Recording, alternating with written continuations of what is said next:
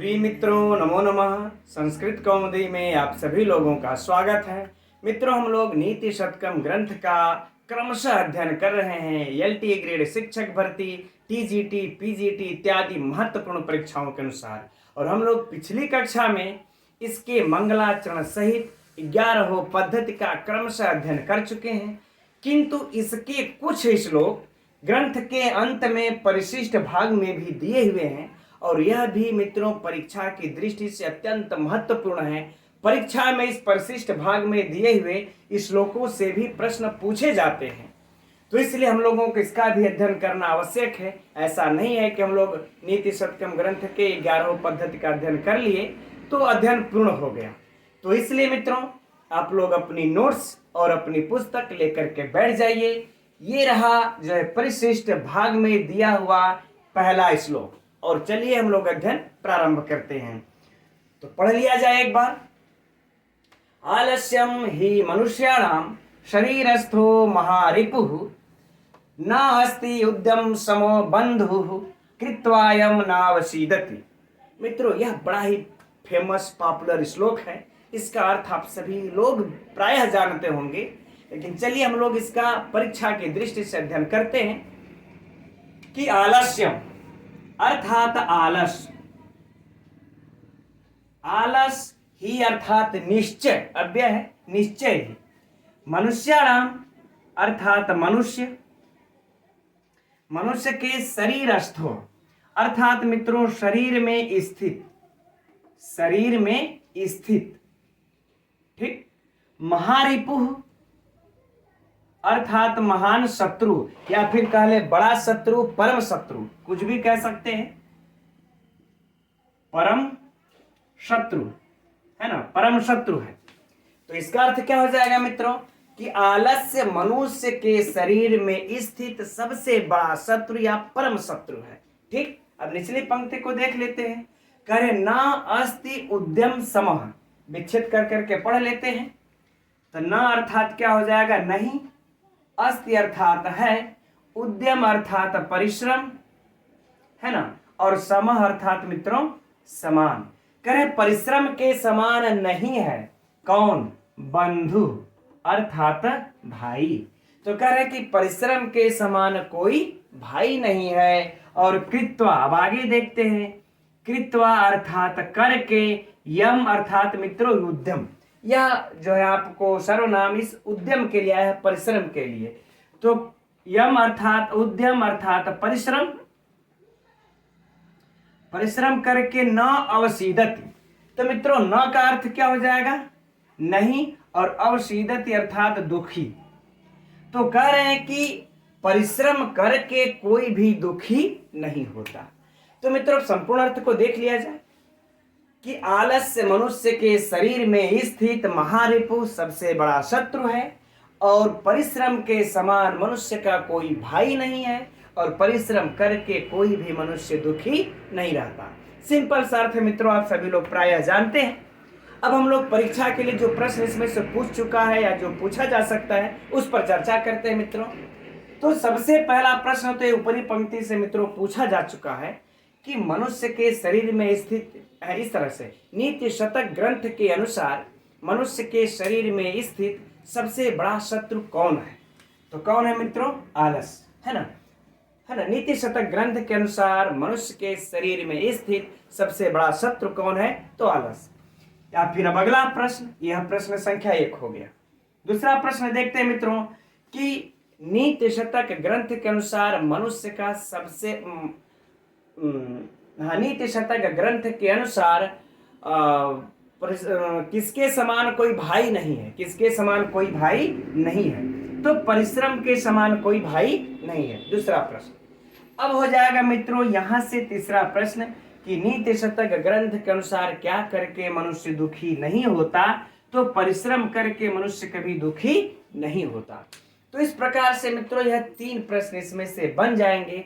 अब इसी प्रश्न के यदि उलट करके भी पूछे तो हम समझ रहे हैं आप लोगों के लिए कोई समस्या नहीं होगी, ठीक। अब इसमें हम लोग अब व्याकरणात्मक टिप्पणियां भी इसी जगह देख लेते हैं, बहुत थोड़ी है।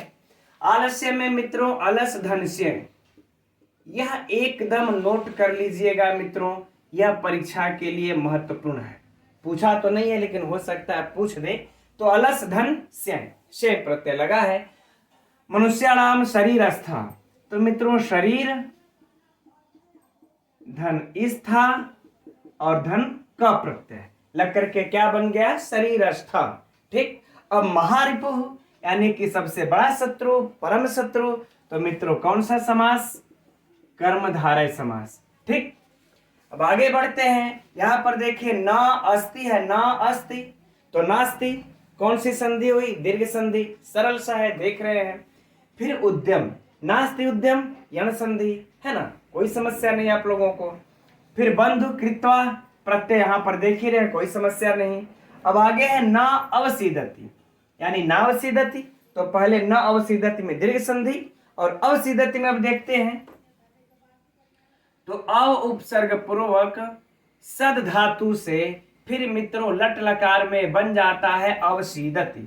फिर न के साथ संधि हो गई तो हो गया नाव सीदति। ठीक मित्रों, ते हो गई इसकी व्याकरणात्मक टिप्पणी, बिल्कुल छोटा सा श्लोक है।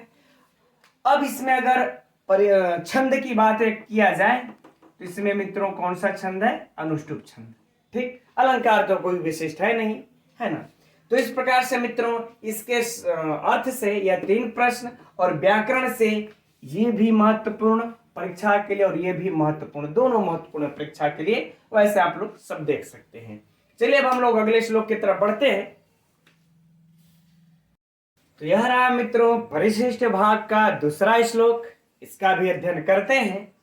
एकेनापि हि शूरेण पादाक्रांतं महीतलम क्रियते भास्करेण स्फारस्फुरित तेजसा। मित्रों इस श्लोक में महाकवि भर्तृहरि वीरों की महिमा का बखान कर रहे हैं। हम लोग इसको परीक्षा की दृष्टि से देखते हैं। कर रहे हैं एकेन अपि, एकेन अपि अर्थात एक, अपि माने भी, तो हम लोग बाद में अन्वय में लगा लेंगे। एक ही अर्थात निश्चय ही, सूर्य अर्थात वीर के द्वारा, है ना। पादाक्रांत, इसका मित्रों देखिए 2 अर्थ होगा, लेकिन हम लोग पहले इस वीर के संदर्भ में इसका अर्थ को देखते हैं। यानी कि चरणों के तले, या फिर सीधे सीधे पादाक्रांत ही लिख लेते हैं, लेकिन इसका अगर देखा जाए मित्रों तो क्या हो जाएगा, पाद का अर्थ चरण, यानी कि पैरों के तले दबाया जाता है। पादाक्रांत का हिंदी यानी पैरों के तले दबाया जाता है। और महितलम अर्थात मित्रों संपूर्ण पृथ्वी को, संपूर्ण पृथ्वी को। ठीक। अब इसके संपूर्ण अर्थ को मित्रों एक बार पुनः से समझ लेते हैं। कह रहे कि एक ही वीर के द्वारा संपूर्ण पृथ्वी को पादाक्रांत किया जाता है, इस तरह से कह ले, चाहे इस तरह से कह ले कि एक ही वीर के द्वारा संपूर्ण पृथ्वी को पैरों तले दबाया जाता है, पैरों के तले दबाया जाता है, पैरों से आक्रांत किया जाता है। ठीक। अब नीचे चलते हैं। क्रियते अर्थात विधीयते, मित्रों अर्थात विधीयते तो यही हो जाएगा पादाक्रांतम क्रियते, पैरों के तले दबाया जाता है। फिर आगे देखिए भास्करेण इव, भास्करेण इव, भास्करेण, तो मित्रों भास्करेण अर्थात सूर्य। ठीक। अब यहां पर संधि चलिए वो व्याकरणात्मक में चर्चा हो जाएगी। करे सूर्य के समान, इव अर्थात समान, स्फारस्फुरित तेजसा, तो मित्रों यह हो जाएगा किस अत्यंत चमकीले, अत्यंत चमकीले कह लें या फिर कह लें कि अत्यंत प्रकाशमान, है ना, प्रकाशमान, अत्यंत प्रकाशमान। मित्रों यह पद इस भास्कर का विशेषण है, परीक्षा के लिए अत्यंत महत्वपूर्ण है। इसको नोट कर लीजिएगा कि यह भास्कर इसका क्या है, विशेष, और यह क्या है मित्रों, विशेषण। यह क्या है, विशेषण, क्योंकि यह बड़ा अत्यंत स्पष्ट रूप से यहां पर है, तो परीक्षा में पूछ सकता है कि स्फारस्फुरित तेजसा किसका विशेषण है, इस भास्कर का है या महितलम का है, पादाक्रांत का है, सूर्य का है, किसका विशेषण है, तो यह भास्कर का विशेषण है। ठीक मित्रों, वह सूर्य कैसा, अत्यंत चमकीला है। चलिए ठीक, एक प्रश्न तो हो गया। अब इसके अर्थ को देखते हैं। अच्छा, कि एक ही सूर्य के अत्यंत चमकीले सूर्य के द्वारा, अत्यंत चमकीले सूर्य के द्वारा अब मित्रों यहाँ पर इसके अर्थों को हम लोग ले लेंगे। तो देखिए हमने कहा एक पाद का अर्थ देखिए क्या हो जाएगा, चरण, है ना। तो हम लोग इस वीर के पक्ष में ले लेंगे, इस वीर के पक्ष में क्या हो जाएगा, चरण। लेकिन जब सूर्य के पक्ष में लेंगे मित्रों तो इसका अर्थ क्या हो जाएगा, किरण, है ना। क्या हो जाएगा कि किरण यहां पर, है ना। तो अब क्या हो जाएगा कि अत्यंत चमकीले सूर्य से, अत्यंत चमकीले सूर्य के द्वारा, उसके किरणों के द्वारा संपूर्ण पृथ्वी को आक्रांत किया जाता है या संपूर्ण पृथ्वी को प्रकाशित किया जाता है। तो मित्रों अब इस प्रकार से इसके अर्थ को समझ लेते हैं। जैसे सूर्य के द्वारा, उसके अत्यंत चमकीले किरणों के द्वारा संपूर्ण पृथ्वी को आक्रांत किया जाता है या प्रकाशित किया जाता है, ठीक उसी तरह से एक ही वीर के द्वारा, जिस तरह से एक सूर्य के द्वारा, उसी तरह से एक ही वीर के द्वारा इस संपूर्ण पृथ्वी को उसके चरणों के तले दबाया जाता है या फिर पादाक्रांत किया जाता है। ठीक मित्रों, अर्थ तो स्पष्ट हो गया। अब बात कर लेते हैं हम लोग मित्रों पहले यहाँ पर अलंकारों की, फिर प्रश्नों की तरफ चलेंगे। तो मित्रों अगर अलंकार देखा जाए तो यहाँ पर देखिए इस एक पाद चरण में दो श्लिष्ट यानी कि चिपके हुए हैं, दो अर्थ चिपके हुए हैं, इसलिए मित्रों यहाँ पर कौन सा अलंकार हो जाएगा, श्लेष अलंकार। स्पष्ट रूप से है क्योंकि इस पाद में हमको दो अर्थ ये चिपके हुए नजर आ रहे हैं। अब बात कर लेंगे यह इस पंक्ति में अगर उठा करके पूछ दिया, अब इस पंक्ति से अगर पूछ दे तो देखिए यहाँ पर सूर्य है, सूर्य के समान मित्रों तो यहाँ पर सीधे उपमा दे रहे हैं। सीधे क्या दे दिए, उपमा। यद्यपि मैंने एक दो जगह दृष्टांत भी देखा, लेकिन उपमा बेस्ट होना चाहिए इसका, क्योंकि इव यहाँ पर आया हुआ स्पष्ट रूप में, राइट। अब अगर मित्रों पूरा श्लोक अगर देख करके पूछ दे या जैसा विकल्प दे तो ऐसा आप लोग पढ़ करके समझ करके इसको श्लेष या उपमा में लगा सकते हैं। ठीक, अब इसमें परीक्षा के लिए जो प्रश्न की अगर चर्चा किया जाए मित्रों तो यह प्रश्न अगर जबरदस्ती अगर हम लोग बनाएंगे तभी होगा, नहीं तो ऐसे विशेष साहित्य से इसमें प्रश्न नहीं बनेगा कि किसके द्वारा संपूर्ण जो है कि पृथ्वी आक्रांत होती है, किसके चरणों के द्वारा, तो सूर्य यानी कि वीर के चरणों के द्वारा, है ना। अब बाकी इससे तो किसके द्वारा पूरी पृथ्वी प्रकाशमान होती है कौन नहीं जानता, बच्चा भी जानता है, सूर्य के द्वारा, है ना। बाकी अलंकार का महत्वपूर्ण प्रश्न होगा। अब हम लोग बात करते हैं इसमें मित्रों इस श्लोक की व्याकरणात्मक टिप्पणी पर। देखिए ना आप सूर्य, ये तृतीया देख ही रहे, पादाक्रांतम यानी पाद ही आक्रांत यानी कि चरणों से आक्रांत। तो मित्रों यहां पर कौन सा समास हो जाएगा, इस वाले में तृतीया तत्पुरुष, तृतीया तत्पुरुष नोट कर लीजिएगा, हो सकता है पूछ दे। आगे है महितलम, पृथ्वी का तल, हिंदी से समझ लेते, पृथ्वी का तल। तो काकी के षष्ठी संबंध है मित्रों यहां पर, तो षष्ठी तत्पुरुष, एकदम कोई समस्या नहीं, है ना। आगे क्रियते विधीयते, देखिए रहे कोई समस्या नहीं, भास्करेण इव। तो मित्रों यहां पर देखिए भास्करेण इव है, भास्करेण एव मत विच्छेद कीजिएगा, नहीं तो एव रहेगा तो संधि चेंज हो जाएगी ना। इव है तो यहां पर इन दोनों में कौन संधि हुई है, गुण संधि। स्पष्ट रूप से मित्रों संधि आप लोग पकड़ ही लेते हैं, है ना। अब इस फारस स्फुरित तेज सा, तो यह जब इसका अत्यंत चमकीले सूर्य तो विशेषण है मित्रों, तो ऐसे ही हम लोग कह देते हैं बहुव्रीहि समास, कोई समस्या नहीं होना चाहिए आप लोगों को इसमें, है ना। तो ये व्याकरणात्मक टिप्पणियां भी हो गई जो भी प्रश्न पूछे। अब हम लोग बात करते हैं मित्रों इसके छंद की। तो छंद में तो कोई समस्या है नहीं, कौन सा छंद है, अनुष्टुप, वेरी सिंपल। ठीक मित्रों, छोटे छोटे श्लोक हैं, फटाफट देख लिया जाए। बढ़ते अब हम लोग अगले श्लोक के तरफ। तो यह रहा अगला श्लोक संख्या 3, देखते हैं इसे। को नयाति वशम लोके मुखे पिंडेन पूरितः मृदंगो मुखलेपेन करोति मधुर ध्वनि। मित्रों इस श्लोक में महाकवि भर्तृहरि यह कह रहे हैं कि यदि किसी भी पुरुष का मुख मिष्ठान इत्यादि से भर दिया जाए तो वह बस में हो जाता है। ठीक, देखते हैं इसके अर्थ को हम लोग परीक्षा के दृष्टि से। कर को अर्थात कौन, को अर्थात कौन पुरुष, न अर्थात नहीं, और याति अर्थात जाता है। तो मित्रों हम लोग अर्थ लगा लेंगे कि हो जाता है, हो जाता है। वशम अर्थात वश में, वशम अर्थात वश में, लोके अर्थात संसार में, लोके अर्थात संसार में, और मुखे अर्थात मुख में, मुख में, पिंडेन, पिंड इत्यादि। तो मित्रों कौन सा पिंड करे? मधुर मिष्ठान पदार्थ इत्यादि, अर्थात लड्डू इत्यादि, है ना। तो हम लोग बस लिख लेते हैं कि मधुर पदार्थ इत्यादि, ठीक। पूरितः माने भर दिया जाए, पूरितः अर्थात भर दिया जाए।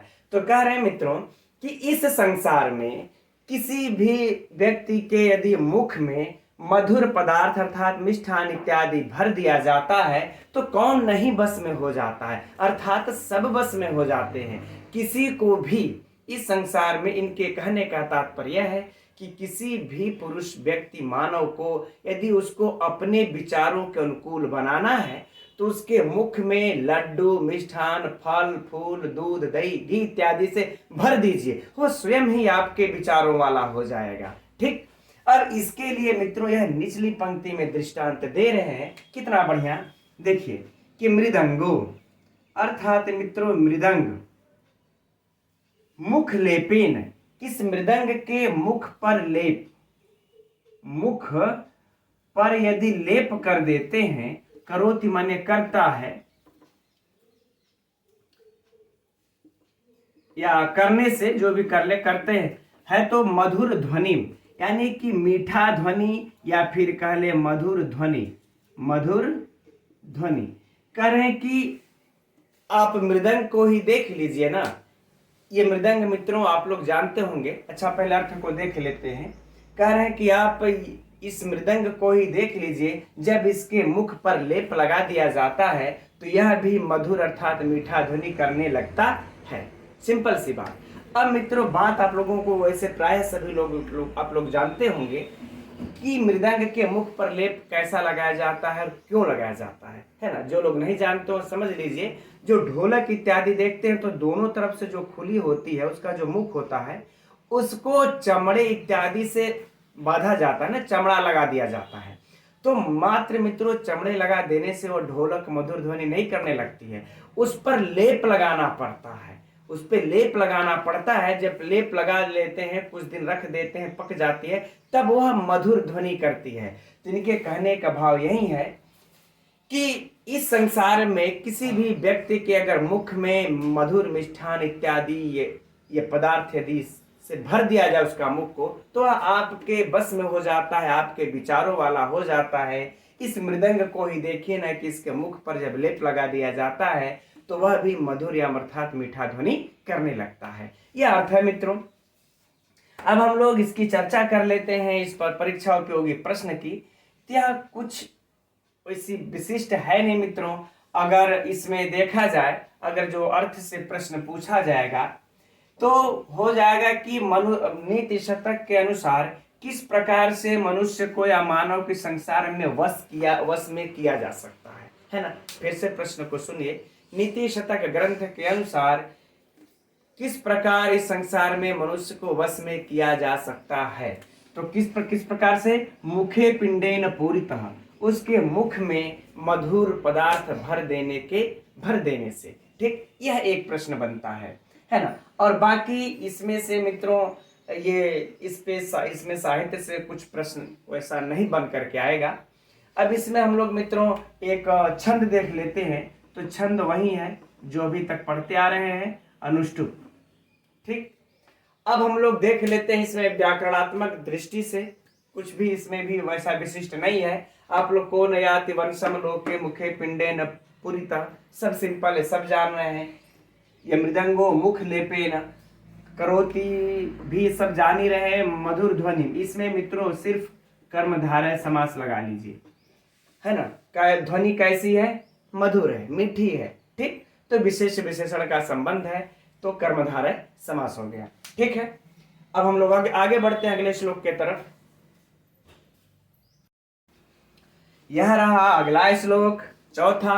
देखते हैं मित्रों इसे हम लोग। यदि नाम दैवगत्या जगद सरोजम कदाचिदपि जातम अकर निकरम विकिरति तत्किम कृकवाकुरिव हंसः। मित्रों इस श्लोक में महाकवि भर्तृहरि यह कह रहे हैं कि जो प्रतिष्ठित या स्वाभिमानी लोग होते हैं वह अपने अनुकूल ही कार्य करते हैं, उसके विपरीत नहीं जाते। ठीक, अब इसी को हम लोग मित्रों इस श्लोक में देखते हैं, बड़ी सुंदर ढंग से लिखे हैं महाकवि भर्तृहरि। कह रहे हैं यदि नाम दैवगत्या, यदि अर्थात मित्रों यदि, और दैवगत्या मित्रों कह ले संयोगवश या फिर भाग्यवश, है ना, संयोगवश या फिर भाग्यवश। आगे देखिए जगत असरोजम, विच्छेद कर लेते हैं। जगत तकार को दकार हुआ है, तो में से हलंत लगा देंगे तो अ निकल जाएगा, तो क्या हो जाएगा असरोजम। तो जगत अर्थात मित्रों संसार, और असरोजम का अर्थ हो जाएगा, सरोज माने क्या होता है कमल, है ना, सरोज अर्थात कमल, तो असरोजम यानी कमल विहीन। ठीक, तो कमल विहीन, तो कह रहे हैं कि यदि यह संसार संयोगवश कमल विहीन कदाचिदपि, कभी भी जातम अर्थात हो जाए, है ना, नाम जातम अर्थात हो जाता है। ठीक, हो जाए।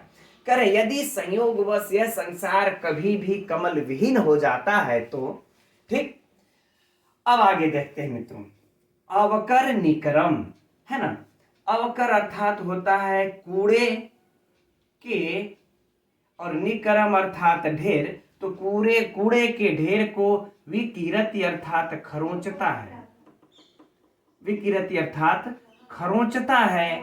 तत्किम माने तो क्या यह, है ना, तो क्या, क्रिकवाकु अर्थात मित्रों मुर्गा, क्रिकवाकु अर्थात मुर्गा, हंस अर्थात हंस।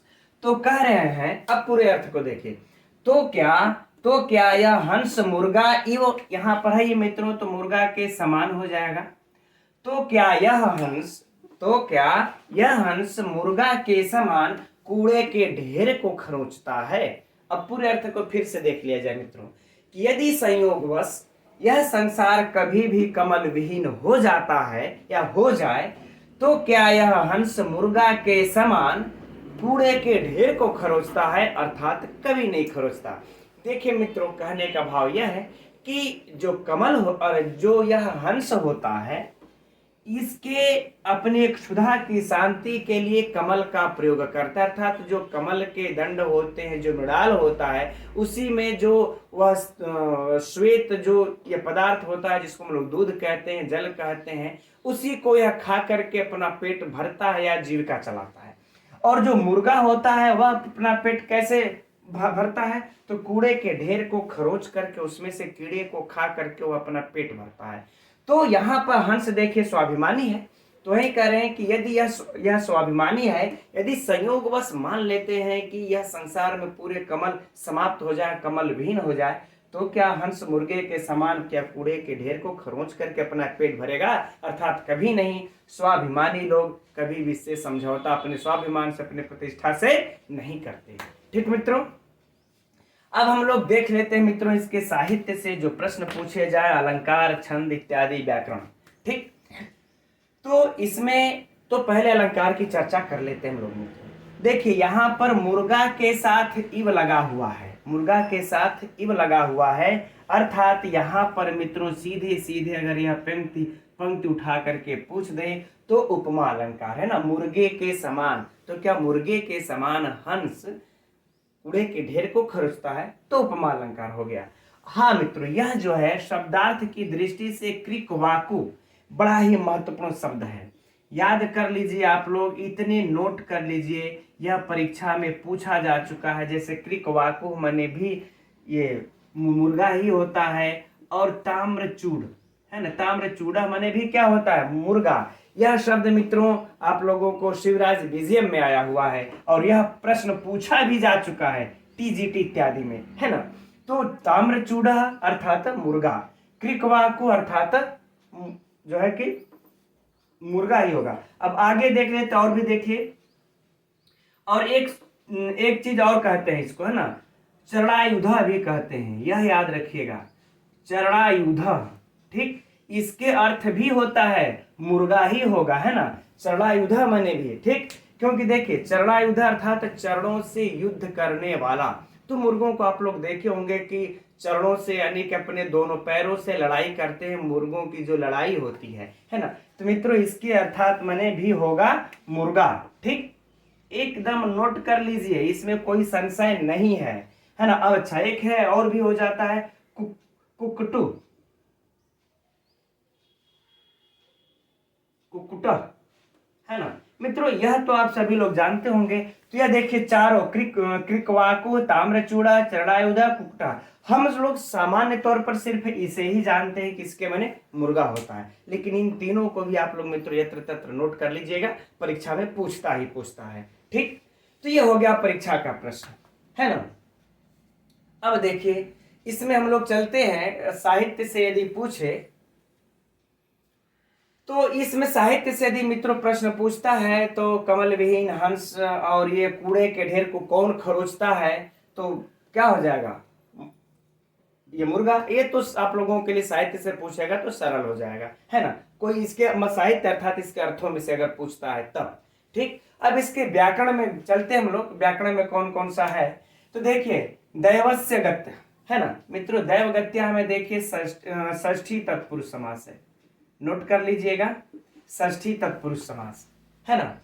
आगे देखिए जगत असरोजम, तो मित्रों यहां पर असरोजम, न सरोजम, असरोजम, अर्थात सिर्फ असरोजम में पूछे तो नए तत्पुरुष समास, है ना, नोट कर लीजिएगा, इसे भी महत्वपूर्ण है असरोजम। फिर आगे है ये कदाचिदपि जातम, कोई बात नहीं। आगे बढ़ते हैं अवकर निकरम, यानी कि कूड़े का ढेर, तो मित्रों यहाँ पर कौन सा समास हो जाएगा, षष्ठी तत्पुरुष। अब यदि हम लोग अवकर और निकरम को बात करें इसकी विच्छेद की, तो अवकर का हो जाएगा मित्रों अव उपसर्ग पूर्वक क्री धातु से अप प्रत्यय लग करके बन जाता है अवकर, अवकर। ठीक, अब इस अवकर का इस निकरम के साथ समास हो जाता है ना, तो षष्ठी तत्पुरुष समास। निकरम का भी मित्रों नि उपसर्ग पूर्वक क्री धातु से अच प्रत्यय लग करके बन जाता है क्या, निकरम। ठीक, बन जाता है निकरम। ठीक, अब इन दोनों का हो जाता है षष्ठी तत्पुरुष समास। तो अवकर की अगर व्याकरणात्मक टिप्पणी पूछे तो ये, निकरम की पूछे तो ये, और समास इन दोनों में पूछ दे तो ये। ठीक, अब विकिरति, तो मित्रों यहां पर भी वी उपसर्ग पूर्वक क्री से जो है कि लट लकार है ना, वेरी सिंपल, कोई समस्या नहीं, इसमें लट लकार है। तत्किम क्रिक वाकुर इव हंस, बाकी तो कुछ आगे है नहीं। ठीक, तो ये रहा मित्रों इसका। अब यह श्लोक हम समझते हैं कि आप लोगों को परीक्षा की दृष्टि से संपूर्ण हो गया। अब इसमें से प्रश्न पूछेगा तो आप लोगों से एक भी परीक्षा से खाली नहीं जाएगा। अब हम लोग आगे बढ़ते हैं अगले श्लोक के तरफ।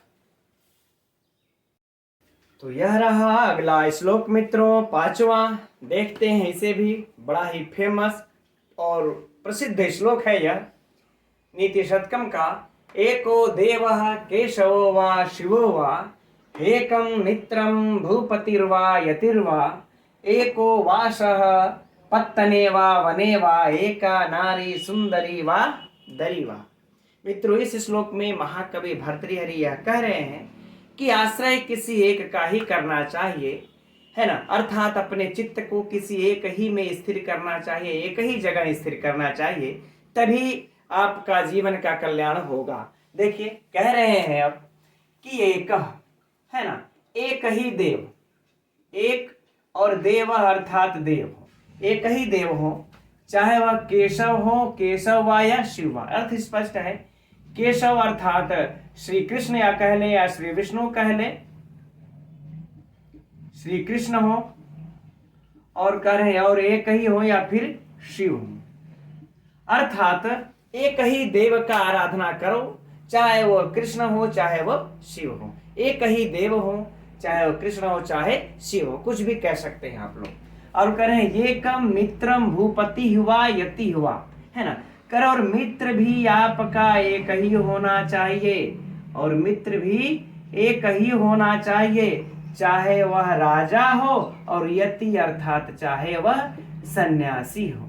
करें मित्र भी आप एक ही रखिए, मित्र भी आप एक ही बनाइए, चाहे वह राजा हो चाहे फिर वह सन्यासी हो। फिर आगे कहते हैं एक वास, एक ही वास हो आपका, क्या हो, कह रहे एक ही वास हो और पत्तने अर्थात नगर, चाहे आपका नगर में वास होना चाहिए चाहे आपका वन में अर्थात जंगल में। ऐसा नहीं कि कुछ दिन नगरों में रह रहे हैं कुछ दिन जंगल में भी रह रहे हैं वन में भी रह रहे हैं। कह रहे हैं नहीं, इस तरह से आपका चित्त स्थिर नहीं होगा, आपके जीवन का कल्याण नहीं होगा।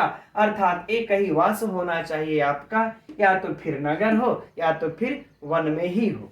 फिर कह रहे हैं एका नारी, और कह रहे हैं एक ही नारी होनी चाहिए, है ना, एक ही स्त्री होनी चाहिए, या तो सुंदरी हो, है ना, या तो वह सुंदरी हो या फिर कह रहे वह दरी हो, वह दरी। दरी का अर्थात मित्रों कुछ लोग गुहा या गुफा भी अर्थ लगाते हैं और कुछ लोग कुरूप भी अर्थ लगाते हैं, है ना, दोनों अर्थ लगा लेते हैं। कह रहे हैं कि नारी एक ही हो, चाहे एक ही स्त्री से प्रेम करें आप, चाहे वह सुंदरी हो चाहे वह कुरूप हो, सबसे प्रेम न करें। ठीक, तो कह रहे हैं एक ही नारी हो आपकी, चाहे सुंदरी हो चाहे कुरूप हो। और कुछ लोग इस प्रकार से भी अर्थ लगाते हैं मित्रों, एक ही स्त्री हो चाहे वह सुंदरी हो चाहे गुफा हो। ठीक, तो फिर से संपूर्ण अर्थ को देख लेते हैं। कह रहे हैं महाकवि भर्तृहरि कि एक ही देव हो, चाहे वह श्री कृष्ण हो चाहे शिव हो, एक ही देव की आराधना कीजिए। एक ही आपका मित्र हो, या राजा या फिर सन्यासी, और एक ही जगह वास हो, चाहे वह नगर या फिर वन, और एक ही नारी, एक ही स्त्री हो या सुंदरी या फिर गुहा या कुरूप कह ले। ठीक मित्रों, अब इसमें देखिए विशिष्ट तौर में आप लोग भी अपने पुस्तकों में देख लीजिएगा, व्याकरणात्मक टिप्पणियों में तो हमको नहीं लगता है कि विशिष्ट कुछ भी इसमें है, कुछ है ही नहीं जिसको कि हम लोग चर्चा करें या परीक्षा की दृष्टि से ले। हालांकि सब में व्याकरणिक प्रयोग तो हुआ है, लेकिन परीक्षा की दृष्टि से कोई महत्वपूर्ण नहीं है जो कि देखा जाए इसमें। ठीक, और मित्रों इसमें अलंकार तो विशिष्ट कोई है नहीं। हाँ, अनुप्रास अलंकार कह सकते हैं हम लोग, ये जो वाह वाह बार बार जो एक ही शब्दों का प्रयोग हुआ है तो हम लोग इसमें अनुप्रास अलंकार कह सकते हैं। ठीक है ना। अब बाकी मित्रों, अब इसमें से अर्थ से जो प्रश्न यदि बनता है तो देखिए कौन कौन सा बन जाएगा। इस प्रकार से चारों लाइन से 4 प्रश्न हो जाएंगे यदि पूछे तो। यद्यपि यह इस प्रकार से पूछ सकता है, मान लेते हैं जैसे कि नीति शतक ग्रंथ के अनुसार देव कितने हो, है ना, या कौन हो, श्री कृष्ण राम, इस प्रकार से दे दे तो एक ही देवो कृष्ण शिव, और एक ही मित्र हो तो कौन एक मित्र होना चाहिए। नीति शतकम के अनुसार कौन एक मित्र होना चाहिए, प्रश्न को सुन लीजिए फिर से। नीति शतकम के अनुसार कौन एक मित्र होना चाहिए, दे देगा राजा, है ना, राजा, रंक, प्रजा या फिर ज्ञानी, इस प्रकार से दे दे तो राजा होना चाहिए, या फिर राजा सन्यास ऑप्शन में रखेगा या फिर सन्यासी को ऑप्शन में रखेगा, है ना। तो उसके बाद 3 नथिंग वाले रहेंगे और एक ही वास होना चाहिए, तो वास से भी मित्रों इसी प्रकार से प्रश्न, और फिर इस प्रकार से नारी, और यहां से भी प्रश्न उठ जाएगा। तो 4 प्रश्न हम लोगों का इस प्रकार से बन जाता है, और बाकी इसमें से कोई भी विशिष्ट प्रश्न नहीं बनता। ये याद रख लेना हम लोगों को, यह श्लोक नीति शतकम ग्रंथ का है। ठीक, चलिए अब आगे बढ़ते हैं हम लोग श्लोक संख्या 6वें की तरफ। तो यह रहा अगला श्लोक संख्या 6वां। देखते हैं मित्रों इसे हम लोग। परिचरितव्याः सन्तः यद्यपि कथयन्ति नो सदुपदेशम् यास्त्वेषां स्वर कथास्ता एव भवन्ति शास्त्राणि। मित्रों इस श्लोक में कह रहे हैं महाकवि भर्तृहरि कि सत्पुरुष लोग होते हैं, उनके मुख से जो कुछ भी निकल जाए, कभी भी निकल जाए, वह कल्याणकारी ही होती है। देखते हैं श्लोक में अब कह रहे परिचरितव्याः अर्थात सेवा शुश्रूषा करने योग्य, सेवा करने योग्य। ठीक, फिर कह रहे संतः, संतः अर्थात संत लोग, अर्थात संत लोग, यद्यपि अर्थात फिर भी कथयन्ति माने कहें, कहते हैं, और न अर्थात नहीं, और सदुपदेशम अर्थात अच्छा उपदेश कह लें, अच्छा उपदेश कह लें, सुंदर उपदेश कह लें। हम लोग चलिए उपदेश ही लिख लेते हैं, कोई बात नहीं है। है ना। तो अब देखिए कह रहे हैं कि यदि संत लोग फिर भी यदि उपदेश नहीं कहते हैं फिर भी वह सेवा करने योग्य है। फिर से समझ लेते हैं, यदि उपदेश नहीं करते हैं संत लोग फिर भी वह सेवा करने के योग्य हैं, उनकी सेवा करनी चाहिए। अब कह रहे आगे, या तू ऐसाम, ऐसा मतलब ये जो संत लोग होते हैं वो, ठीक, जो संत लोग होते हैं स्वर कथास्ता, स्वर कथाहता, ठीक, स्वर कथा अर्थात मित्रों मुंह से जो बातें निकल जाए या जानबूझ करके या अनजान में या बातों बातों में, ठीक, तो मुंह से निकली हुई बात, मुंह से निकली हुई बात, एव अर्थात ही, मुंह से निकली हुई बात ही भवन्ति शास्त्राणि, भवन्ति अर्थात होती है, और शास्त्राणि मित्रों शास्त्र, क्योंकि उनके संत लोगों के मुख से निकली हुई बात ही शास्त्र हो जाती है। ठीक, कहने का अब पूर्ण अर्थ एक बार अच्छा देख लेते हैं। कह रहे हैं कि यदि संत लोग, यदि सज्जन लोग, संत लोग यदि वह उपदेश नहीं करते हैं, नहीं कहते हैं, तो भी उनका सेवा करने योग्य है, सेवा करनी चाहिए, क्योंकि उनके मुंह से निकली हुई बात ही, कभी मुंह से अगर बात निकल जाती है तो वही शास्त्र हो जाती है। मित्रों, कहने का भाव यह है कि संत लोग यदि आप लोगों का, हम लोगों के लिए उपदेश नहीं करते फिर भी सेवा करनी चाहिए। अगर मान लेते कभी उनके मुंह से जो बातें निकल जाती हैं ना, वो हम लोगों के लिए शास्त्र ही हो जाती हैं, उपदेश ही हो जाती हैं। जरूरी नहीं है कि वो बाकायदा हम लोगों को बैठा के उपदेश करें तो ही उनकी सेवा करें, नहीं, कभी भूल से भी निकल गई तो वही मान लेते हैं शास्त्र हो गई। ठीक, चलिए ये इसका अर्थ हो गया। अब हम लोग बात करते हैं मित्रों, इसमें अलंकार कोई विशिष्ट है नहीं, और इसके अर्थ से यदि प्रश्न पूछा जाए तो हो जाएगा कि नहीं, उपदेश नहीं करने पर भी हमें किसकी सेवा करनी चाहिए? नीति शतकम ग्रंथ के अनुसार तो संता। फिर से समझ लिया जाए, उपदेश नहीं करने पर भी किसकी सेवा करनी चाहिए? नीति शतक ग्रंथ के अनुसार तो संत लोगों का। किसके मुख से निकली हुई बात शास्त्र होती है? किसके मुख से निकली हुई बात शास्त्र होती है नीति शतक के अनुसार? मित्रों तो संत। तो एक प्रश्न यहाँ मित्रों हो जाएगी और एक प्रश्न यहाँ हो जाएगा, अर्थात दो प्रश्न इसके अर्थों में से। दो लाइन का श्लोक है, आर्या छंद है, इसमें छंद कौन सा है? आर्या।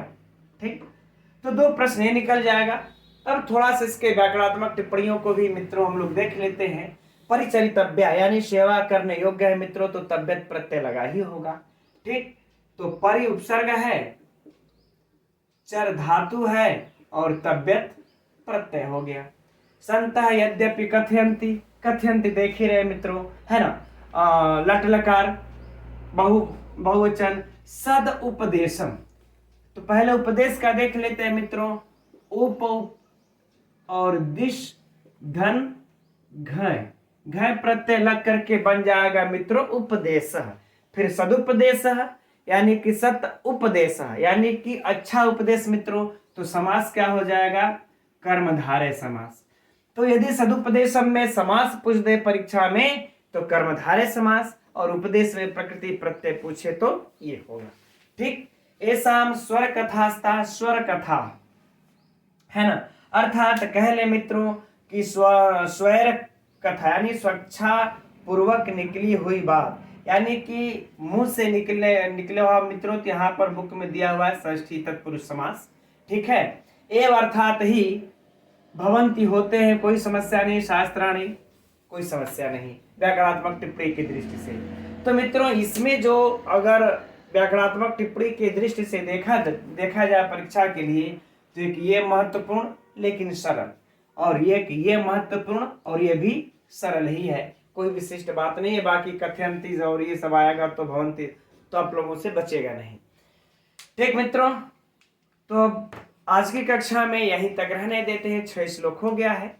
अब फिर आगे देख करके इसको फटाफट से 21 श्लोक समाप्त ये कर लिया जाएगा।